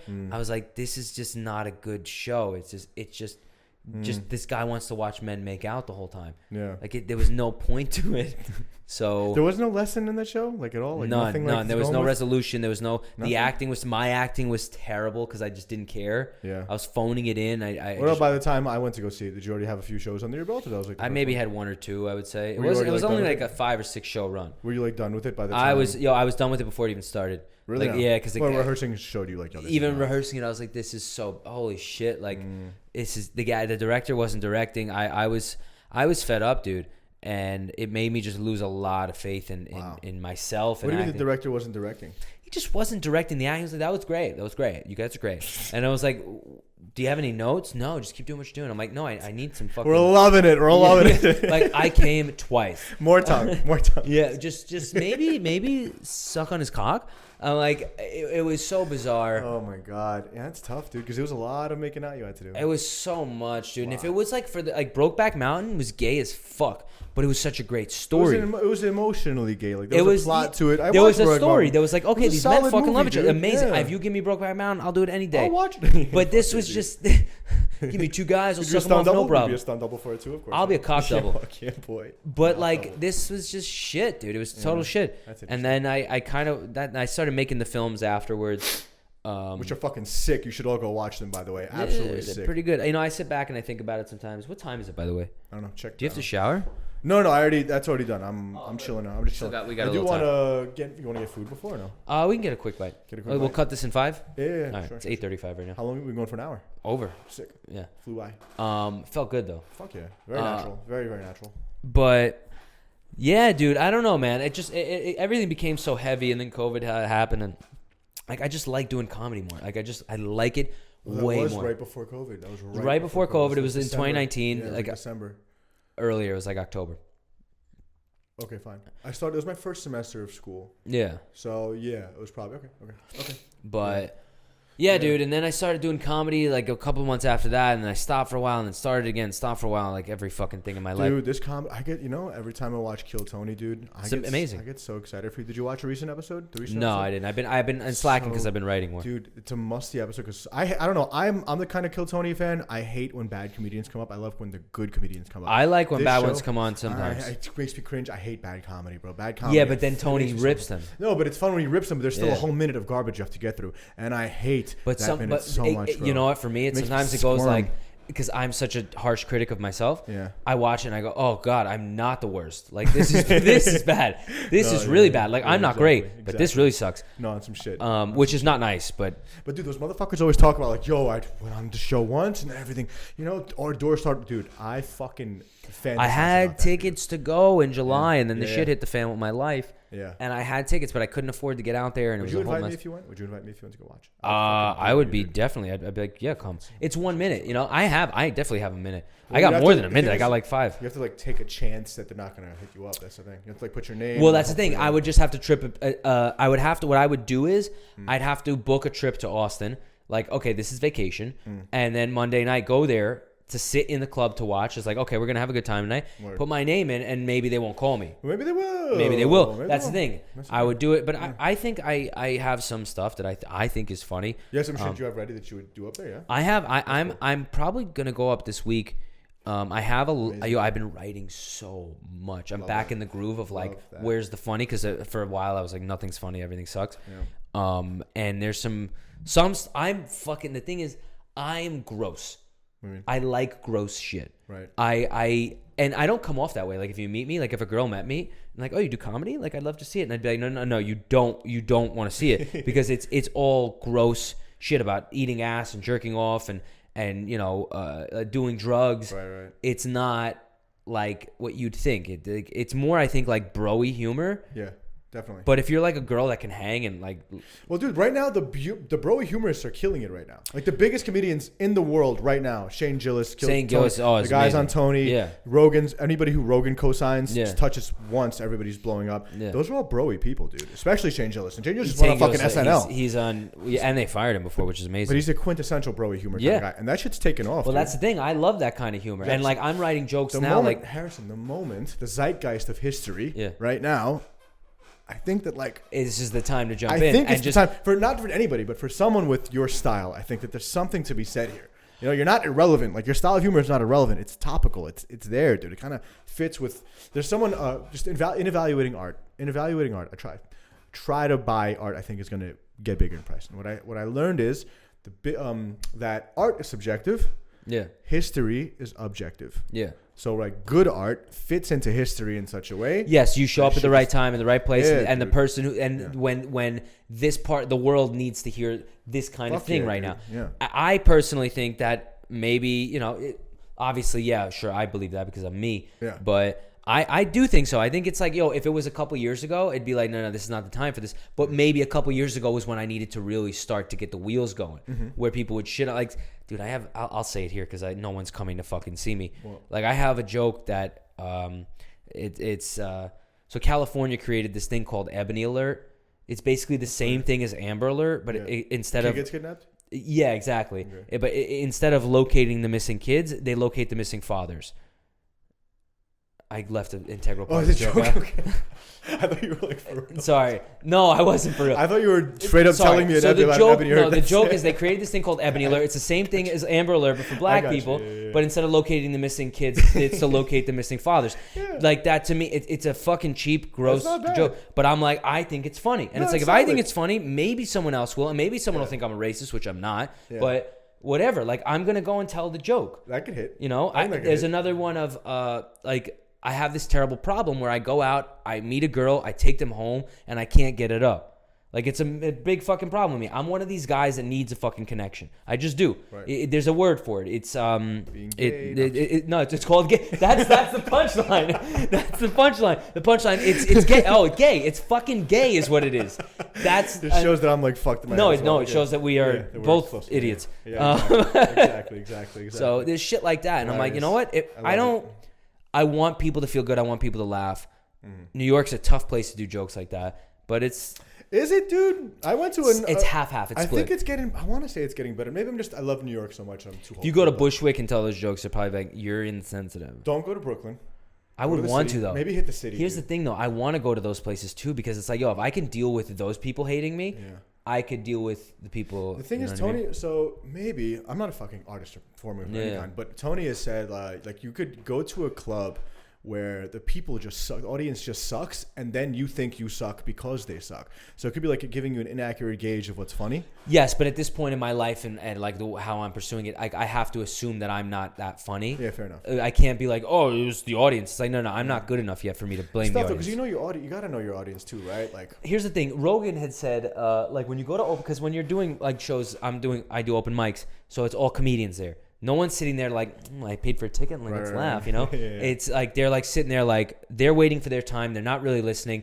And if you hear like, and I had this a lot in LA, you'd get like a, like just one of those. You're like a pity laugh? I'm good. No, it's not pity. It's real? It's a good thing. Okay. Because it's like, okay, the other comedians who are busy in their own heads waiting for their time to go up, who aren't actually listening, if they go like, that's the equivalent to an actual laugh from someone who's there really listening to it. You understand what I'm saying? Right. If you just get like a or like a light something, just someone, okay, I'm on the right path. So it hit someone, so it could probably hit other people. It hit a comedian who's not really listening, who's trying to think of waiting for his turn to go up. Right. So it'll hit someone who's actually paying attention. Someone who's like less invested, it hit them. So okay. Yeah, and someone who's actually telling jokes. Right. You know, someone who understands the sort of like how the pudding is made. Right. So that's when you go like, okay, I'm on to something here. It may not be constructed the right way, but I may be on something. It's a thread worth going down. I see what you're saying. Okay. And someone had once told me, it was really nice. The fucking dude really made my day. Wow. He had said to me, he's like, how long have you been writing jokes? I'm like, if you add up all the time, maybe 6 months, maybe 8. And he said, he goes, you have a good presence. He's like, you're good at joke writing. I was like, dude. And this guy is a really nice guy, little odd, but I was like, thank you, man. Like little shit like that. Like, yo, when you're back, we're going full circle. Like, your presence has an effect on somebody else in their day. Like how you approach them. Even in the littlest way. Smallest way. I take that from when I was doing homeless outreach. Yeah. Dude, some of these homeless people, they have never even been asked in decades, like, hey, how was your day?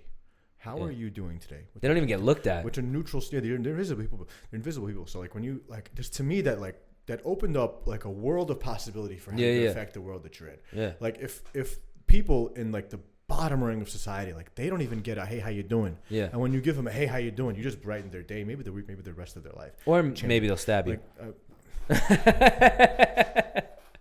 Hasn't happened, dude. You'd be surprised at how safe I felt doing homeless outreach, and how safe, like even like chicks or smaller people. I'd be scared. You should. There's a healthy dose of fear you should have. You should never know.